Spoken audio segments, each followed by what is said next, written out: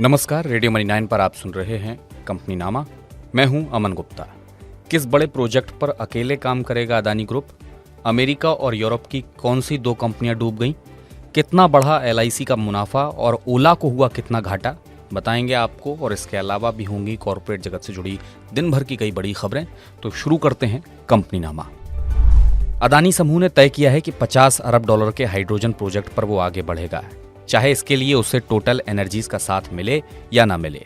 Total energy ने fraud के एक आरोप की वजह से अदानी के साथ बने ज्वाइंट वेंचर में निवेश रोक दिया है।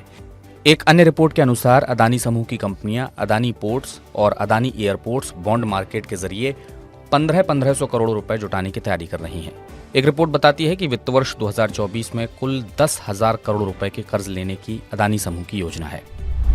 देश की सबसे बड़ी बीमा कंपनी LIC ने तिमाही नतीजे घोषित किए हैं। पिछले साल की जून तिमाही के मुकाबले इस साल जून तिमाही में कंपनी का मुनाफा 14 गुना बढ़कर 9,544 करोड़ रुपए रहा है। हालांकि बीती मार्च तिमाही के मुकाबले मुनाफा 29% घटा है। मार्च तिमाही में कंपनी का मुनाफा 13,428 करोड़ रुपए था। सिक्योरिटी अपीलेट ट्रिब्यूनल यानी SAT ने कैपिटल मार्केट रेगुलेटर सेबी के उस आदेश पर रोक लगा दी है जिसमें सेबी ने डार्क फाइबर मामले में नेशनल स्टॉक एक्सचेंज पर 62 करोड़ रुपए का जुर्माना लगाया था। SAT ने सेबी के आदेश को नियमों के खिलाफ बताया है। ओला का संचालन करने वाली कंपनी ANI टेक्नोलॉजीज को वित्त वर्ष 2022 में 1522 करोड़ रुपए का नुकसान हुआ है। बीते वर्ष यानी वित्त वर्ष 2021 में कंपनी का घाटा 1116 करोड़ रुपए था। इस घाटे की मुख्य वजह कंपनी के खर्च का बढ़ना है।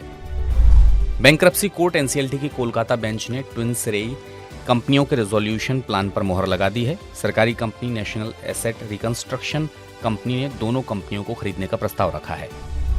ITC की 112वीं एनुअल जनरल मीटिंग में इसके CMD संजीव पुरी ने कहा कि होटल कारोबार के डीमर्जर से पूंजी आवंटन में सुधार होगा, साथ ही संसाधनों का बेहतर इस्तेमाल हो सकेगा।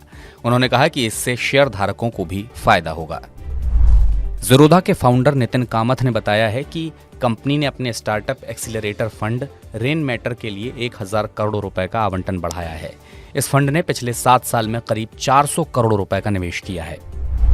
यूरोप और अमेरिका दोनों ही जगह से दो बड़ी कंपनियों के डूबने की खबर आई है। 400 स्टोर और सालाना 1.2 पाउंड वाली UK की रिटेल कंपनी विल्को दिवालिया होगी। कंपनी में काम करने वाले 12,000 कर्मचारियों की नौकरी दांव पर है। अमेरिकी कंपनी वीवर्क भी डूब गई है। शेयर बाजार में इस कंपनी का शेयर लगभग 0 पर आ गया है।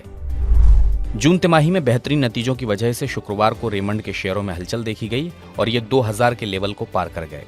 जून तिमाही रेवेन्यू और एबिटा दोनों के लिहाज से कंपनी के लिए अब तक की सबसे अच्छी पहली तिमाही रही, लेकिन इसके शेयरों में काफी हलचल रही। कारोबार के दौरान शेयर करीब 2.5% की तेजी के साथ 2021 रुपए 95 पैसे की ऊंचाई पर पहुंच गए थे, लेकिन अंत में मामूली गिरावट के साथ 1968 रुपए पर बंद हुए। HCL टेक को वेरिजोन बिजनेस से करीब $2.1 अरब का बड़ा ऑर्डर मिला है। इस खबर के आने के बाद शुक्रवार को कारोबार के दौरान HCL टेक करीब 5% की तेजी के साथ 1186 रुपए 70 पैसे पर पहुंच गया। हालांकि कारोबार के अंत में ये 3.24% की तेजी के साथ 1,171 रुपए 35 पैसे पर बंद हुआ। इंडियन ओवरसीज बैंक के शेयर शुक्रवार को शेयर बाजार में करीब 15% तक उछल गए। बैंक ने बताया कि केयर रेटिंग्स में उसके 10,000 करोड़ रुपए के प्रस्तावित सर्टिफिकेट ऑफ डिपॉजिट को केयर A+1 की रेटिंग दी गई है। कारोबार के दौरान BSE पर बैंक के शेयर करीब 15% की उछाल के साथ 31 रुपए 9 पैसे पर पहुंच गए और अंत में ये करीब 13% की तेजी के साथ 30 रुपए 49 पैसे पर बंद हुए।